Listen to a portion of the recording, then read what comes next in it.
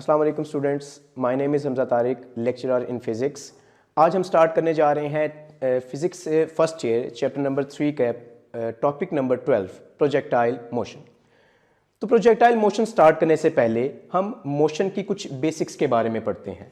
जैसे कि सपोज करते हैं हमारे पास एक बॉल है, वी हैव अ बॉल, और हमने इस बॉल को हॉरिजॉन्टल डायरेक्शन में यानी अलोंग एक्स एक्सिस, हमने इस बॉल को अलोंग एक्स एक्सिस थ्रो किया है।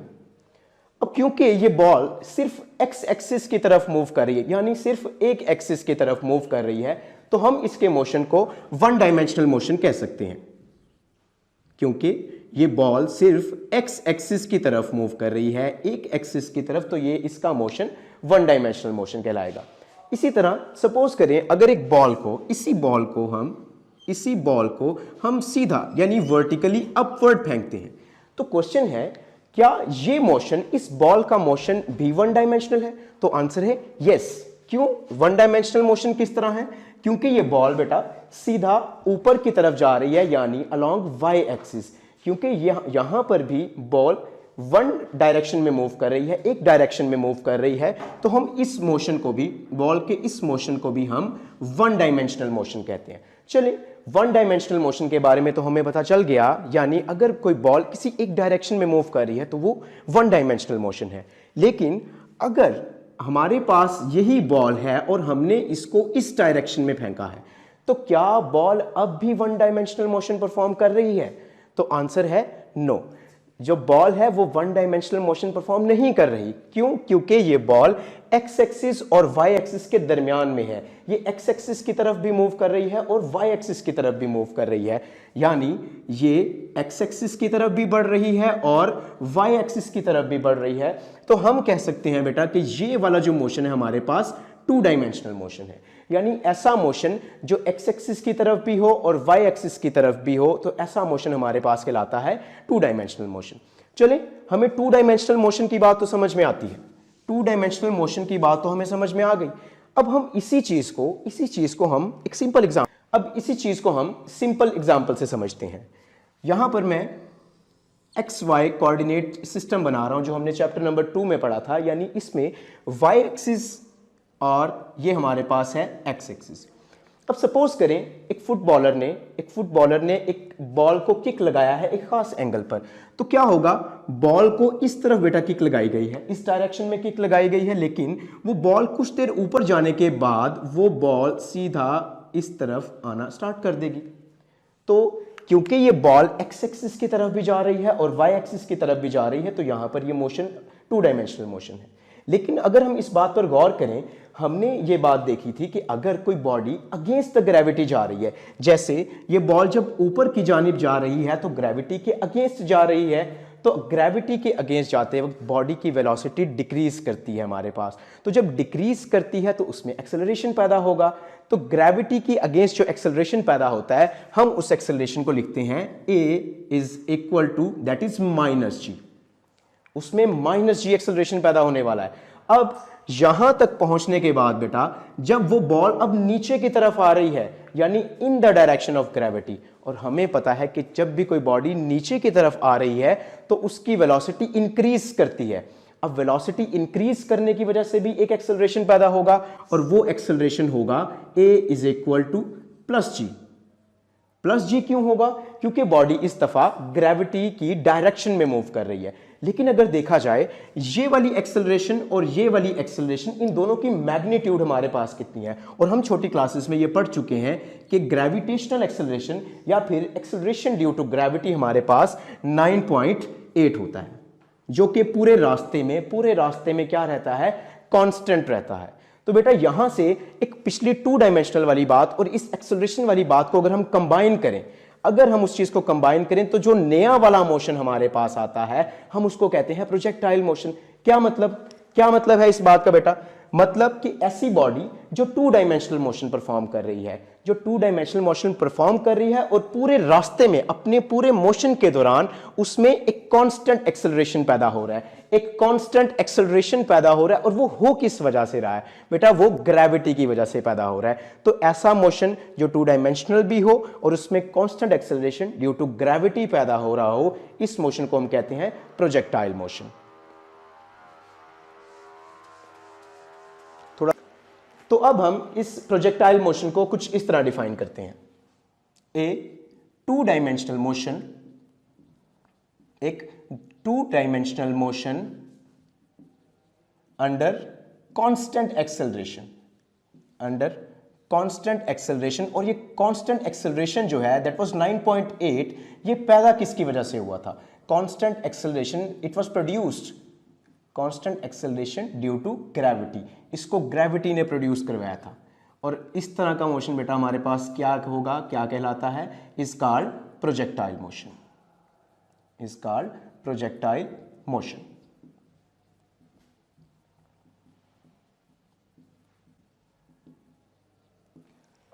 अभी तक हमने देखा कि प्रोजेक्टाइल मोशन क्या होता है।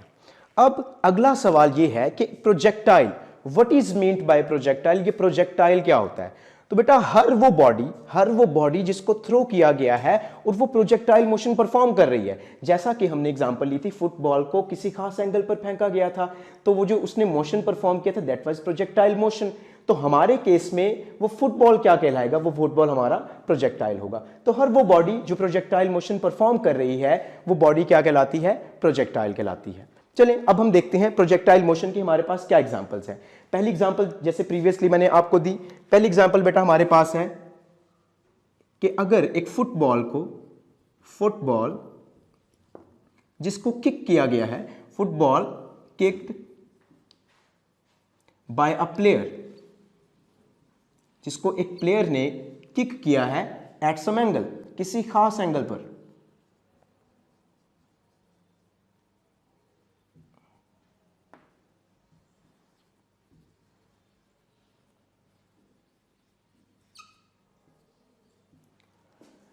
दूसरी एग्जांपल हमारे पास क्या है? इसके अलावा और कौन सी एग्जांपल हम ले सकते हैं? हमारी डेली लाइफ में हमें प्रोजेक्टाइल मोशन की बहुत सारी एग्जांपल्स हमें देखने को मिलती हैं।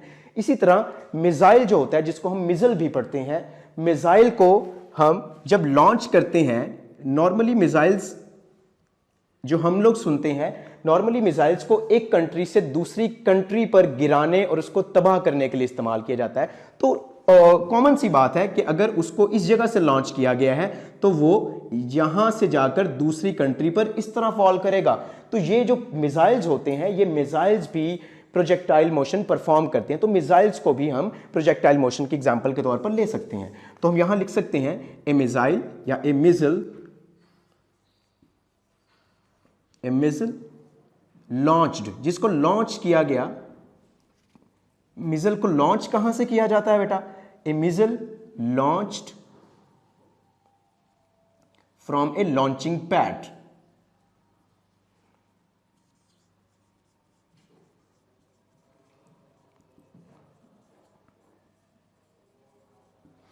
ये रही बेटा दो एग्जांपल्स प्रोजेक्टाइल मोशंस की।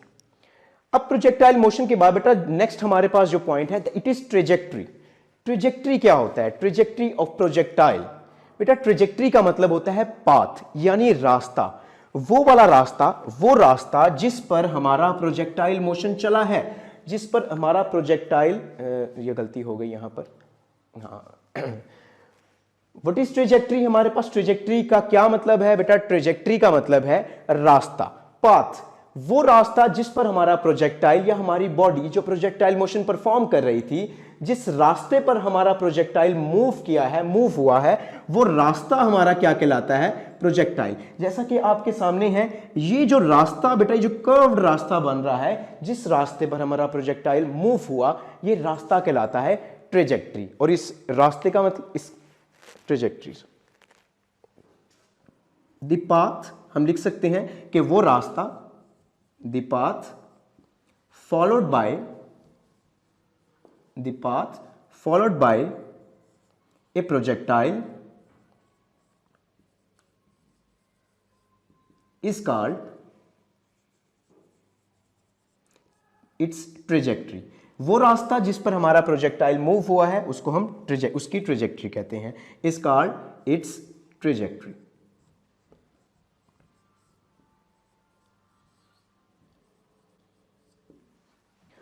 तो अब हम डिस्कस करने जा रहे हैं प्रोजेक्टाइल मोशन के टू डिफरेंट केसेस।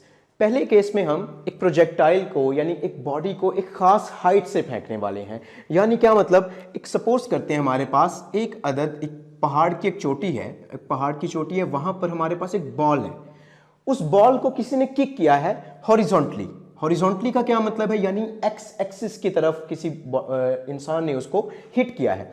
यानी उसको जो वेलोसिटी शुरू में दी गई है वो टोटली एक्स एक्सिस की तरफ है, हॉरिजॉन्टल डायरेक्शन में है। लेकिन हम देखते हैं वो बॉल कुछ देर तक तो आगे की तरफ जाता है, बट फिर वो आगे जाता जाता वो डाउनवर्ड मूव करना स्टार्ट कर देता है। अब ये डाउनवर्ड क्यों मूव करता है बेटा? Due to gravity. क्योंकि एक वेलोसिटी तो हमने उसको हॉरिजॉन्टल साइड पर दी और एक वेलोसिटी वो गेन करता है due to attraction of gravity. तो यहां से हमें पता चलता है कि जो बॉल है ये दो तरह का मोशन कर रहा है, यानी हॉरिजॉन्टल साइड पर भी और वर्टिकल साइड पर भी। अब क्योंकि ये दो तरह का मोशन कर रहा है, दो एक्सिस के अलॉन्ग मोशन कर रहा है, तो इस मोशन को भी हम प्रोजेक्टाइल मोशन कह सकते हैं। और ये जो बॉडी है, ये जो बॉडी जिस हाइट पर यहाँ पर मौजूद है, मैं उस हाइट को यहाँ पर y मेंशन कर रहा हूँ, और जितने डिस्टेंस पर यहाँ पर ये हिट हुआ है, ये हॉरिजॉन्टल डिस्टेंस हमारे पास x है। चलिए अब इसी चीज को हम एक ग्राफ की मदद से सॉल्व करते हैं।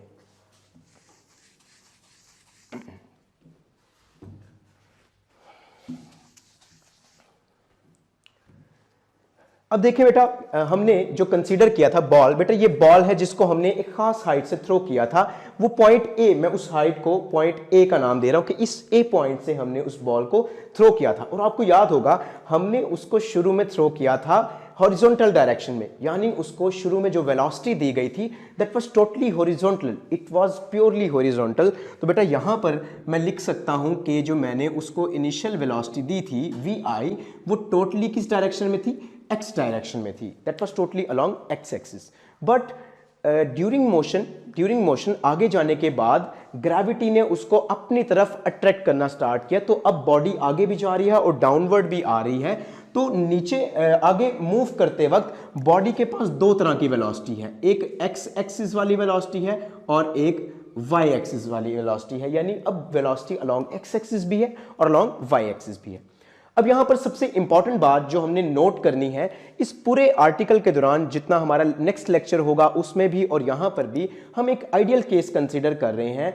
वो आइडियल केस हमारे पास क्या है कि हम इसमें ड्यूरिंग मोशन हवा जो है, हवा की वजह से जो फोर्स लग रही है यानी एयर फ्रिक्शन को हम यहां पर नेग्लेक्ट कर रहे हैं।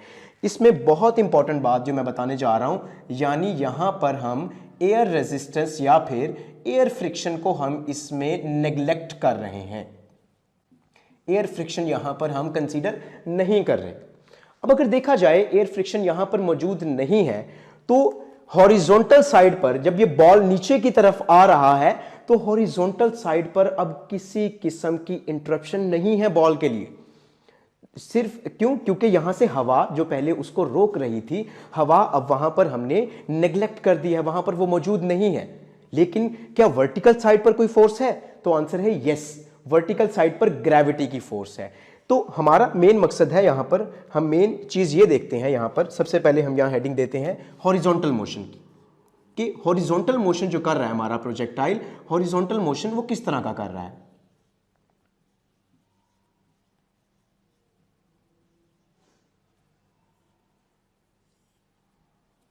हॉरिजॉन्टल मोशन यानी जो बॉडी एक्स एक्सिस की तरफ मोशन उसका है वो किस तरह का है। अब क्योंकि हमने यहां पर एयर फ्रिक्शन को नेग्लेक्ट किया है तो एक्स एक्सिस वाली साइड पर किसी भी किस्म की फोर्स बॉडी पर नहीं लग रही।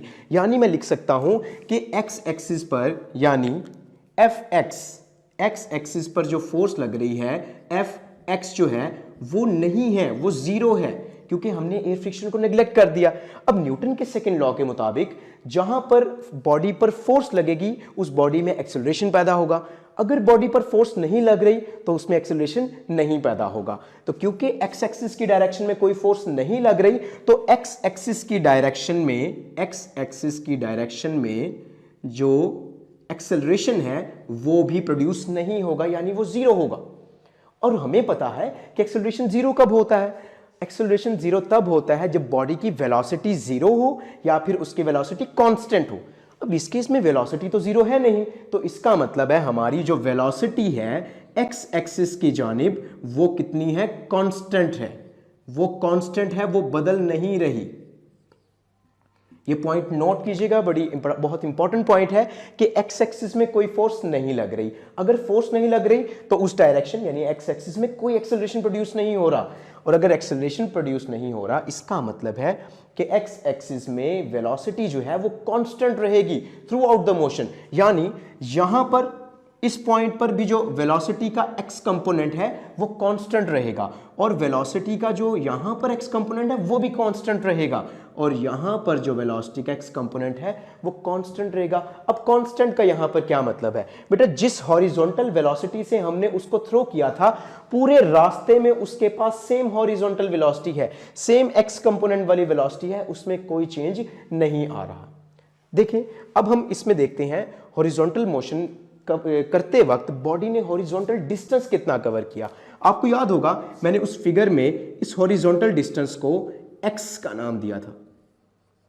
हॉरिजॉन्टल मोशन में हमने ये देखा कि जो हमारी वेलोसिटी है वो पूरे रास्ते कांस्टेंट रहने वाली है, लेकिन एक्स एक्सिस वाली वेलोसिटी।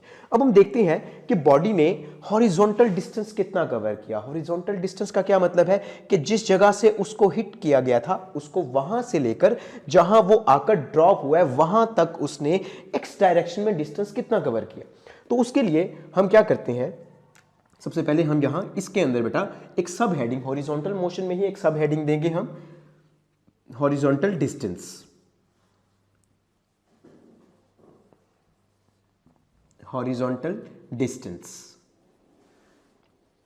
बेटा, हॉरिजॉन्टल डिस्टेंस फाइंड करने के लिए हम यहां पर सेकंड इक्वेशन ऑफ मोशन का इस्तेमाल करेंगे। सेकंड इक्वेशन ऑफ मोशन के मुताबिक S is equal to V I T plus 1/2 AT square, यानी हाफ AT स्क्वायर। ये इक्वेशन हमारे पास सेकंड इक्वेशन ऑफ मोशन है, बट इस इक्वेशन को हम अपनी सिचुएशन के मुताबिक थोड़ा सा मोल्ड करेंगे।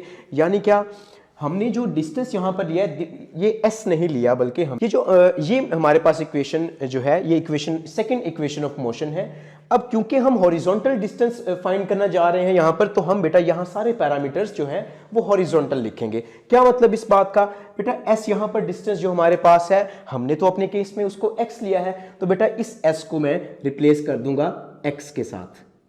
इनिशियल वेलोसिटी है बट इनिशियल वेलोसिटी के साथ मैं उसका सिर्फ x कंपोनेंट लिखने वाला हूं बेटा, और t साथ वैसे ही आ जाएगा बिकॉज इट इज टाइम 1/2, और यहां पर एक्सेलरेशन है तो इस एक्सेलरेशन का भी कौन सा वाला कंपोनेंट, हॉरिजॉन्टल यानी x कंपोनेंट यहां पर आएगा, और यहां पर t स्क्वायर वैसे का वैसा। अब इसको फर्दर हम देखते हैं।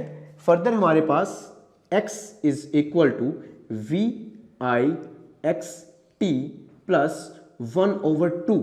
लेकिन अगर हम गौर करें, हमने थोड़ी देर पहले यहां पर एक चीज पढ़ी थी, क्या कि हॉरिजॉन्टल डायरेक्शन में किसी किस्म का एक्सेलरेशन नहीं पैदा होने वाला, यानी एक्स एक्सिस के अलोंग हमारा एक्सेलरेशन जीरो होने वाला है। तो यहां पर ए एक्स को मैं क्या पुट करने जा रहा हूं, जीरो पुट करने जा रहा हूं, तो यहां पर ए एक्स की जगह जीरो हो जाएगा और ये हमारे पास टी स्क्वायर हो जाएगा। तो इक्वेशन हमारी कुछ इस तरह बन जाएगी, X is equal to V I X into T. तो बेटा ये सारी की सारी इक्वेशन हमारे पास क्या हो जाएगी, जीरो की वजह से जब जीरो इनसे मल्टीप्लाई होगा तो टोटल हमारा इस टर्म का आंसर निकलेगा जीरो। तो हम अपना हॉरिजॉन्टल डिस्टेंस इस तरह लिख सकते हैं V I X multiply by T. तो बेटा ये हमारे पास आ गया वो डिस्टेंस जो बॉडी ने या हमारे प्रोजेक्टाइल ने हॉरिजॉन्टल डायरेक्शन में कवर किया। अब हम देखेंगे कि बॉडी जो प्रोजेक्टाइल मोशन परफॉर्म कर रही थी उसमें बॉडी का वर्टिकल मोशन किस तरह का है। अब क्योंकि हमने देखा कि बॉडी आगे बढ़ने के साथ साथ डाउनवर्ड भी मूव कर रही है, यानी वर्टिकल साइड पर भी मूव कर रही है, तो वो मोशन उसका डाउनवर्ड था किस वजह से, ये जो मोशन था ये ग्रेविटी की वजह से था। और हमें एक बात का पता है कि जब भी बॉडी नीचे की तरफ आती है तो उसकी वेलोसिटी बढ़ती है। तो आप यहां पर फिगर में अपनी बुक्स पर भी गौर कीजिएगा, ये जो वेलोसिटी है वाई एक्सिस की तरफ, ये वेलोसिटी मुसलसल बढ़ रही है। इसके एरोस जो हैं हम बड़े लगाएं, मुसलसल बनाते वक्त टाइम के साथ साथ हम उसको बड़ा शो करवाएंगे कि वेलोसिटी जो है वाई एक्सिस के लॉन्ग बढ़ रही है। अब हमें इस बात का पता है कि अगर वेलोसिटी बढ़ती है या फिर चेंज होती है तो बॉडी में एक्सेलरेशन पैदा होता है। तो ये बॉडी की वेलोसिटी वाई डायरेक्शन में चेंज किसने करवाई है, किसने इसको बढ़ाया है? तो आंसर है बेटा ग्रेविटी ने बढ़ाया है। तो बेटा वेलोसिटी को बढ़ाया है ग्रेविटी ने, तो इसकी वजह से जो एक्सेलरेशन पैदा हुआ है तो उसका रीजन भी तो ग्रेविटी ही है। तो हम फिर यहां पर लिख सकते हैं कि जो बॉडी में अब एक्सेलरेशन प्रोड्यूस हुआ है वो ए है और हम उसको लिखने वाले हैं जी। क्यों जी लिख रहे हैं? क्योंकि it is produced due to gravity, और मैंने इस जी के साथ प्लस लगाया है। प्लस क्यों? क्योंकि बॉडी ग्रेविटी की डायरेक्शन में मूव कर रही है, नीचे की जानिब मूव कर रही है। तो अब हम फाइंड करते हैं इसमें वर्टिकल साइड पर उसने टोटल डिस्टेंस कितना कवर किया। इसी टॉपिक के अंदर बेटा हम एक सब हेडिंग देंगे वर्टिकल डिस्टेंस की। वर्टिकल डिस्टेंस, वर्टिकल डिस्टेंस बेटा यानी पॉइंट ए से लेकर बी तक जो उसने वर्टिकल साइड पर डिस्टेंस कवर किया, मैं उसको बेटा यहां पर नाम दे रहा हूं वाई एक्सिस। क्योंकि वर्टिकल है लिहाजा मैंने उसको वाई से डिनोट किया है यहां पर। तो वर्टिकल डिस्टेंस फाइंड करने के लिए हम अगेन उसी इक्वेशन ऑफ मोशन का सहारा लेंगे, और इक्वेशन ऑफ मोशन हमने क्या लिखी थी पहले? Second equation of motion, that was S is equal to V I T plus half A T square. अब इस इक्वेशन ऑफ मोशन को मैं अपने वर्टिकल मोशन के हिसाब से इसको चेंज करूंगा, यानी क्या? इसमें सारे पैरामीटर्स मैं वर्टिकल वाले लिखूंगा। बेटा एस को मैं रिप्लेस कर रहा हूं वाई से, और वी आई को यहां पर रिप्लेस कर रहा हूं मैं वी आई वाई से, यानी उस वेलोसिटी का वर्टिकल कंपोनेंट। और ये टी हमारे पास, उसके बाद बेटा 1/2। अब जो एक्सेलरेशन वर्टिकल साइड पर प्रोड्यूस हुआ था दैट वाज जी, क्योंकि वो ग्रेविटी की वजह से प्रोड्यूस हुआ था। ये हमारी इक्वेशन मोल्ड हो गई due to our vertical motion के मुताबिक हमारी इक्वेशन मोल्ड हो गई। अब इसमें जो सबसे इंपॉर्टेंट बात है, सबसे इंपॉर्टेंट फैक्टर जो हमारे पास है वो नोट करने वाला है V I Y. V I Y हमारे पास क्या है? इनिशियल वेलोसिटी का वर्टिकल कंपोनेंट। अगर आप अपने फिगर पर गौर करें, इनिशियली तो हमने बॉडी को हॉरिजॉन्टल फेंका था, हॉरिजॉन्टल साइड पर उसको वेलोसिटी दी गई थी, वर्टिकल साइड पर किसी किस्म की भी कोई वेलोसिटी बॉल को नहीं दी गई थी। तो मैं फिर से रिपीट करूंगा, इनिशियल वेलोसिटी वर्टिकल साइड पर यानी वाई एक्सिस की तरफ नहीं दी गई थी। तो यहां पर मैं क्या कर सकता हूं, इस वी आई वाई को क्या मैं जीरो पुट कर सकता हूं? क्योंकि इनिशियल वेलोसिटी जो थी वो वर्टिकल साइड पर नहीं दी गई थी। तो बेटा यहां पर हमारी इक्वेशन फिर क्या हो जाएगी? y इज इक्वल टू बेटा ये वी आई वाई जो हमारे पास है मैं इसको यहां पर जीरो पुट कर रहा हूं, और ये t हमारे पास वैसे ही 1/2 GT स्क्वायर। अब ये जीरो जब इससे मल्टीप्लाई होगा बेटा आंसर निकलेगा हमारा जीरो, तो हमारी इक्वेशन आ जाएगी 1/2 GT स्क्वायर। ये है बेटा वर्टिकल डिस्टेंस जो बॉडी ने या हमारे प्रोजेक्टाइल ने कवर किया। तो केस नंबर 1 में हमने डिस्कस किया प्रोजेक्टाइल मोशन का वर्टिकल डिस्टेंस और हॉरिजॉन्टल डिस्टेंस जबकि उसको थ्रो किया गया था एक सर्टेन हाइट से। अब हम चलते हैं प्रोजेक्टाइल मोशन के केस नंबर 2 पर। केस नंबर 2 में क्या है बेटा? हमने एक प्रोजेक्टाइल को यानी एक बॉडी को हॉरिजॉन्टल डायरेक्शन से एक खास हॉरिजॉन्टल से बेटा एक खास एंगल पर थ्रो किया है, यानी यहां से इस पॉइंट O से हमने बॉडी को एक खास एंगल देकर हमने वी आई वेलोसिटी से उसको थ्रो किया है। अब वी आई वेलोसिटी तो इनिशियल वेलोसिटी थी, इनिशियल वेलोसिटी से थ्रो किया गया। अब वो उस वेलोसिटी के जरिए असर अब वो मूव कर रहा है, और किस तरह मूव कर रहा है? 2 डायमेंशनल मोशन के साथ मूव कर रहा है। अब शुरू में हमने जो velocity the that was initial velocity. अब पूरे रास्ते जिस वेलोसिटी से वो मूव कर रहा है, जिसमें मुसलसल चेंज आ रहा है बेटा, उस वेलोसिटी को हम वीएफ का नाम देते हैं। मतलब किसी भी वक्त पूरे मोशन के दौरान किसी भी वक्त जो प्रोजेक्टाइल जो हमारा है उसकी जो वेलोसिटी है हम उसको वीएफ से डिनोट कर रहे हैं यहां पर। फॉर एग्जांपल एग्जैक्ट इस पॉइंट पर उसकी वेलोसिटी कितनी है? वो वी आई तो हो नहीं सकती, क्योंकि वी आई तो इनिशियल वेलोसिटी है जिससे उसको थ्रो किया गया था। तो पूरे मोशन के दौरान किसी भी इंस्टेंट जो बॉडी की वेलोसिटी होगी हम उसको वीएफ कह रहे हैं। तो अब हम क्या करते हैं, इन दो वेलोसिटीज को उनके कंपोनेंट्स में रिजॉल्व करते हैं। यानी क्या मतलब इस बात का? यानी एक्स कंपोनेंट में और वाई कंपोनेंट में।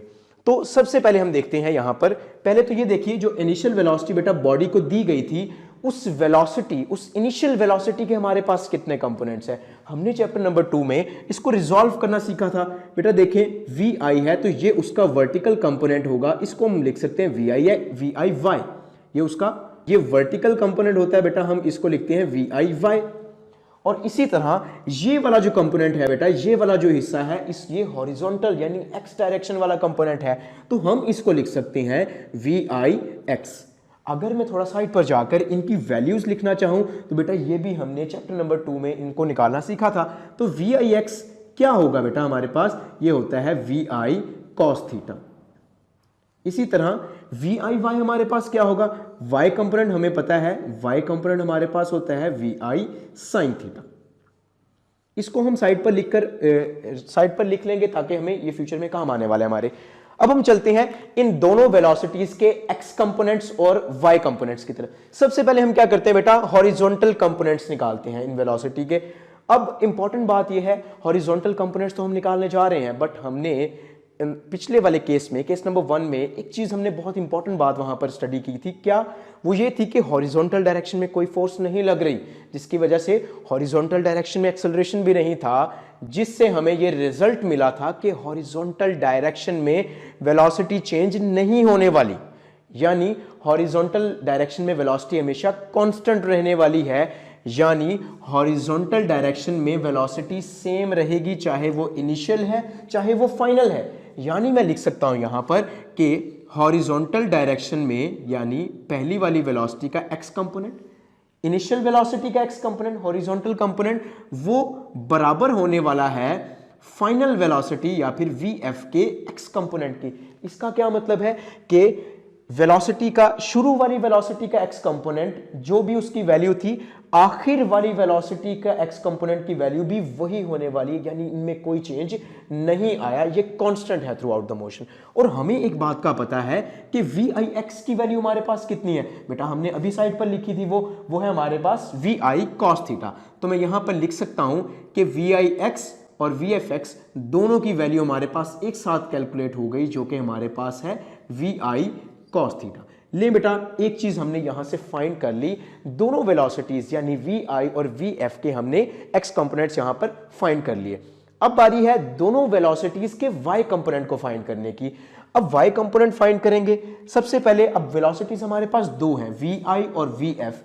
इनमें से सबसे पहले हम वी आई का वाई कंपोनेंट फाइंड कर लेते हैं। यहां पर मैं लिखने जा रहा हूं वी आई यानी इनिशियल वेलोसिटी का y कंपोनेंट, ये किसके बराबर। बेटा इसको फाइंड करने की हमें जरूरत नहीं है, क्योंकि मैंने इनिशियली यहां पर इसको लिख लिया था, वी आई वाई हमारा किसके बराबर है, वी आई साइन थीटा के। तो यहां पर मैं इसको लिख सकता हूं V I Y is equal to V I sine theta, V I sine theta.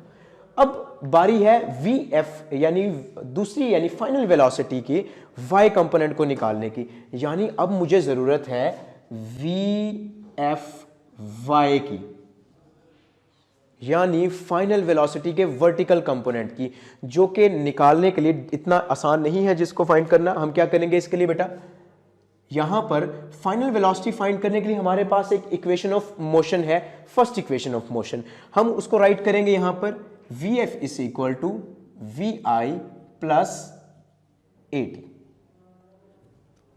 But इस इक्वेशन को हम अपने सिचुएशन के मुताबिक थोड़ा सा मोल्ड करने वाले हैं। क्या मतलब है इस बात का बेटा, हमें यहां पर वी एफ नहीं चाहिए बल्कि वी एफ वाई यानी वर्टिकल कंपोनेंट चाहिए। तो मैं इन सबको यहां पर बेटा रिप्लेस करने जा रहा हूं, वी एफ को रिप्लेस कर रहा हूं बेटा वी एफ वाई से, और यहां पर वी आई को रिप्लेस किससे कर रहा हूं, यहां पर बेटा मैं वी आई वाई से, यानी इनिशियल वेलोसिटी का वर्टिकल कंपोनेंट। और दूसरा एक्सेलरेशन हमने स्टार्ट में ही डिस्कस किया था कि इस पूरे केस में एक्सेलरेशन तो ग्रेविटी की वजह से प्रोड्यूस होने वाला है।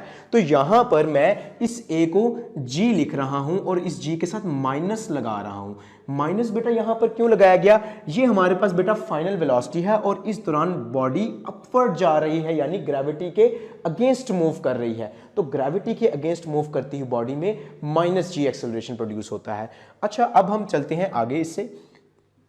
वी एफ वाई हमारे पास, वी एफ वाई, क्या हमारे पास वी आई वाई की वैल्यू है, तो आंसर है यस। हमने अभी थोड़ी देर पहले वी आई वाई की वैल्यू फाइंड आउट की है, तो हम यहां से वी आई वाई की वैल्यू यहां पर पुट करने वाले हैं, जो कि हमारे पास क्या है, वी आई वाई की value V I sine theta, V I sine theta minus G T. अब अगर आप गौर करें इस बात पर, हमने दोनों वेलोसिटीज के x कंपोनेंट्स भी निकाल लिए हैं, ये दोनों x कंपोनेंट्स हैं, और दोनों वेलोसिटीज के हमने y कंपोनेंट्स भी निकाल लिए हैं, जिसमें एक ये इनिशियल वेलोसिटी का है और ये हमारे पास फाइनल वेलोसिटी का y कंपोनेंट है। वेलोसिटी के सारे कंपोनेंट्स फाइंड करने के बाद अब हम फाइंड करेंगे इंस्टेंटेनियस वेलोसिटी। अब इंस्टेंटेनियस वेलोसिटी हमारे पास क्या होता है? The velocity of projectile eight any instant during the motion, यानी क्या कि मोशन के दौरान जब वो प्रोजेक्टाइल मूव कर रहा है तो ड्यूरिंग मोशन किसी भी लम्हे उसकी वेलोसिटी क्या होगी। अब आपको याद होगा कि मैंने बताया कि शुरू में एक वेलोसिटी हमने दी थी और देकर उसको रवाना कर दिया था प्रोजेक्टाइल मोशन को। अब ड्यूरिंग मोशन किसी भी लम्हे उसकी वेलोसिटी क्या होने वाली थी? We F. यानी अब हम वी एफ फाइंड करने जा रहे हैं। तो मैं यहां पर क्या लिख रहा हूं? यहां पर मैं लिख रहा हूं बहुत इंपॉर्टेंट बात जो बुक में जिसका जिक्र नहीं किया गया, यहां पर मैं मेंशन कर रहा हूं कि मैग्नीट्यूड ऑफ इंस्टेंटेनियस वेलोसिटी। यहां पर बेटा मैं उसकी मैग्नीट्यूड लिखने जा रहा हूं, not in the vector form, magnitude of instantaneous velocity, यानी the velocity at any instant.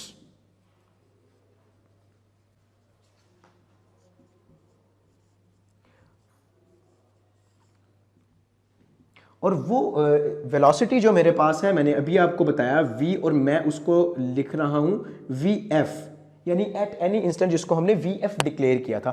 और आपको याद होगा कि हमने फर्स्ट ईयर में किसी भी वेक्टर की मैग्नीट्यूड निकालनी सीखी थी। चैप्टर नंबर फर्स्ट ईयर के चैप्टर नंबर 2 में हमने इसकी मैग्नीट्यूड निकालनी सीखी थी, जिसके मुताबिक किसी भी वेक्टर की मैग्नीट्यूड कैसे फाइंड की जा सकती है?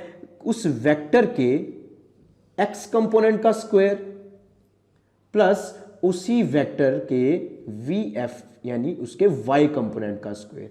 तो अब इसको फाइनली हम इसको v से डिक्लेयर कर रहे हैं बेटा। नॉर्मली इसको हम v से लिखते हैं, v is equal to vf x square plus vf y square. तो बेटा ये है वैल्यू हमारे पास उस वेलोसिटी की जो एक प्रोजेक्टाइल के पास है ड्यूरिंग मोशन किसी भी लम्हे। तो अगर वो बॉडी प्रोजेक्टाइल हमारा मूव कर रहा है तो मूव करते वक्त उसके पास इतनी वेलोसिटी है, तो ड्यूरिंग मोशन किसी भी लम्हे जो वो वेलोसिटी एंगल बना रही है एक्स एक्सिस के साथ, वो एंगल कैसे फाइंड किया जा सकता है? तो उसके लिए बेटा हम लोग यहां पर हेडिंग देंगे डायरेक्शन।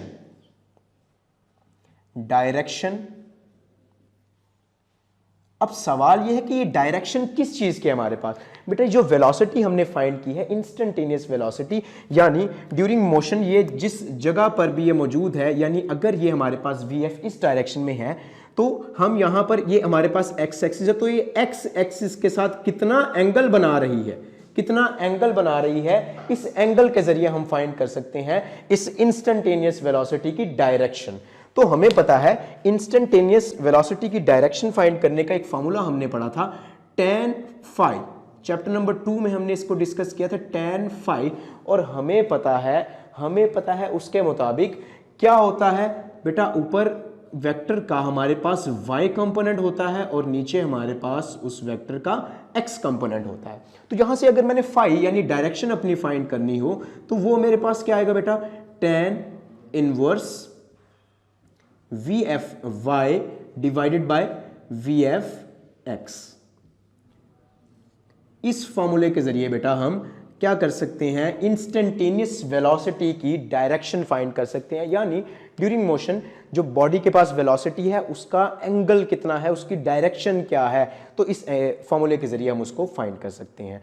तो आज के लिए बेटा इतना ही, मिलते हैं इंशाल्लाह अगले लेक्चर में। अल्लाह हाफिज।